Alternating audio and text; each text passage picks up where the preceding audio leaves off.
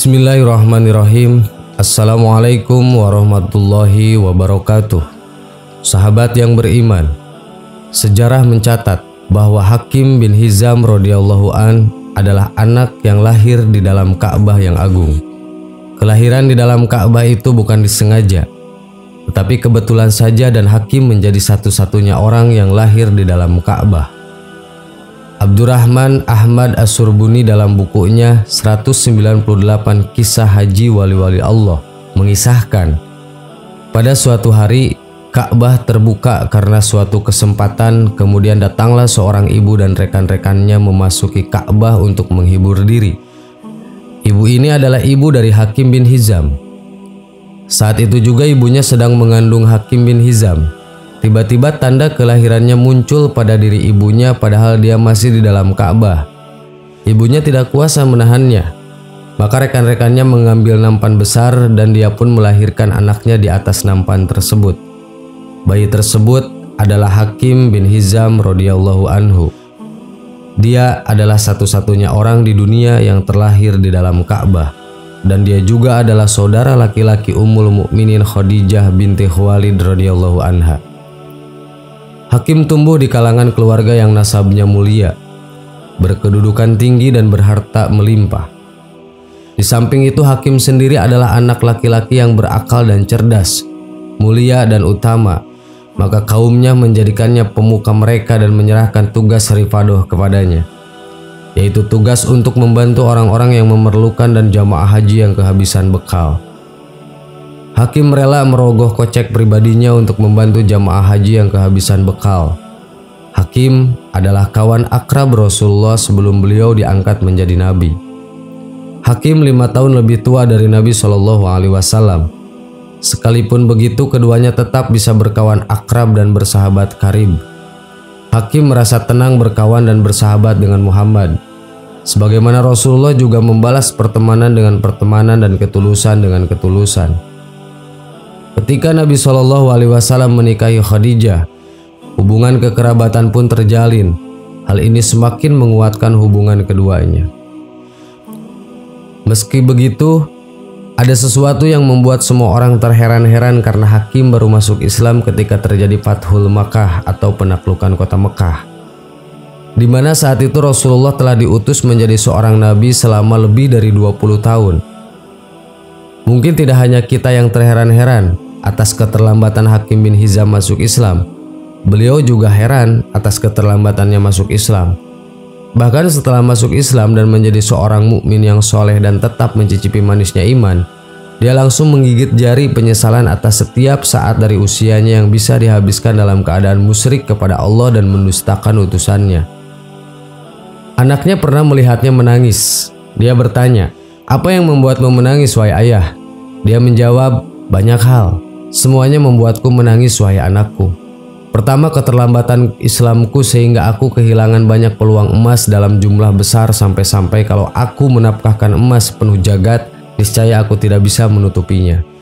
Kemudian Allah menyelamatkanku di perang Badar dan Uhud sehingga aku berkata kepada diriku, aku tidak akan membantu orang-orang Quraisy untuk melawan Rasulullah dan tidak akan meninggalkan Mekah. Namun kenyataan aku tidak bisa menghindar untuk kembali membantu orang-orang Quraisy. Kemudian setiap kali aku hendak masuk Islam, aku melihat sisa-sisa orang Quraisy. Mereka lebih tua dariku, mereka lebih terhormat dariku, dan mereka tetap berpegang kepada agama jahiliyah yang selama ini mereka pegang. Maka aku mengikuti mereka dan meneladani mereka.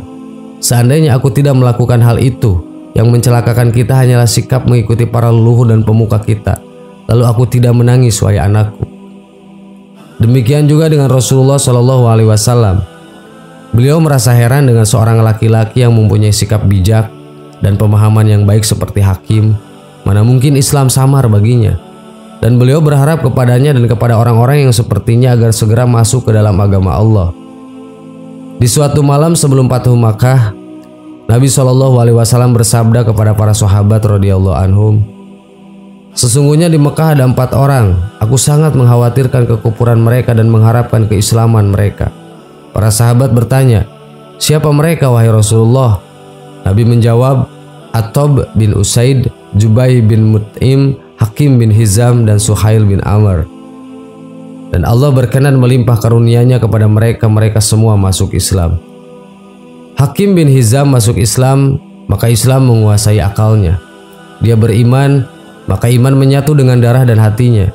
Dia bersumpah atas dirinya sendiri untuk melebur semua sikap yang diambilnya di masa jahiliyah dan semua nafkah yang ia keluarkan dari memusuhi Rasulullah SAW dengan jumlah yang berkali-kali lipat. Hakim memenuhi sumpahnya. Di antara buktinya adalah kepemilikan Darun Nadwa jatuhnya ke tangannya, sebuah rumah yang terhormat yang bersejarah. Di sana orang-orang Quraisy bermusyawarah menentukan langkah-langkah di zaman jahiliyah. Di sana para pemuka dan para pembesar Quraisy menyusun makar jahat kepada Rasulullah. Maka Hakim bin Hizam ingin berlepas diri darinya. Maka dia menjualnya dengan harga 100.000 dirham. Maka seorang anak muda Quraisy berkata kepadanya, "Paman, engkau telah menjual kebanggaan orang-orang Quraisy." Hakim menjawab, "Mana mungkin wahai anakku. Seluruh kebanggaan telah lenyap, yang tersisa adalah ketakwaan. Aku tidak menjualnya kecuali karena aku ingin membeli dengannya harga sebuah surga. Aku menjadikan kalian sebagai saksi bahwa aku meletakkan harganya di jalan Allah." Setelah masuk Islam, Hakim menunaikan ibadah haji. Dia mengiring 100 unta yang dihiasi dengan pakaian yang indah. Kemudian dia menyembelihnya demi mendekatkan diri kepada Allah. Hakim menunaikan ibadah haji lagi. Dia wukuf di bumi Arafah dengan 100 hamba sahayanya. Dia mengalungkan segenggam perak di leher masing-masing hamba sahayanya yang bertuliskan "Merdeka karena Allah Azza wa Jalla" dari Hakim bin Hizam. Kemudian Hakim memerdekakan semua hamba sahayanya. Di hajinya yang ketiga, Hakim mengiring 1000 domba. Benar, 1000. Dia menyembelihnya di Mina dan membagi-bagi dagingnya kepada fakir miskin dan kaum muslimin demi mendekatkan dirinya kepada Allah. Kemudian setelah perang Hunain, Hakim bin Hizam meminta bagian dari harta rampasan perang kepada Rasulullah SAW. Beliau memberinya. Dia meminta lagi dan beliau memberinya sampai pemberian beliau mencapai 100 unta. Saat itu Hakim baru masuk Islam, maka Rasulullah bersabda kepadanya, "Wahai Hakim, sesungguhnya harta itu manis lagi menarik. Barang siapa yang menerima dengan qanaah, maka dia akan diberkahi padanya. Namun barang siapa yang menerima dengan jiwa yang tamak, maka dia tidak diberkahi kepadanya. Dia seperti orang yang makan tetapi tidak pernah kenyang. Tangan di atas lebih baik daripada tangan yang di bawah." Manakala Hakim bin Hizam mendengar Rasulullah SAW berkata seperti itu, dia berkata, "Wahai Rasulullah, demi zat yang telah mengutusmu dengan membawa kebenaran, aku tidak akan meminta kepada siapapun sesudahmu. Aku tidak akan mengambil apapun dari siapapun sampai aku berpisah dari dunia." Hakim memenuhi sumpahnya dengan baik. Di zaman Abu Bakar As-Siddiq, Abu Bakar mengundangnya lebih dari 1 kali untuk menerima jatah pemberian negara kepadanya, namun dia tetap menolak. Manakala khalifah berpindah ke tangan Al-Faruq, Umar mengundangnya untuk menerima jatah pemberian negara kepadanya, namun dia tetap menolak.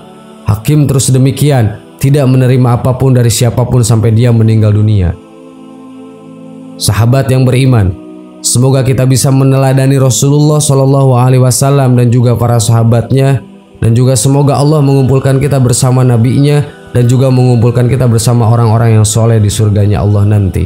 Amin. Wallahu a'lam. Wassalamualaikum warahmatullahi wabarakatuh.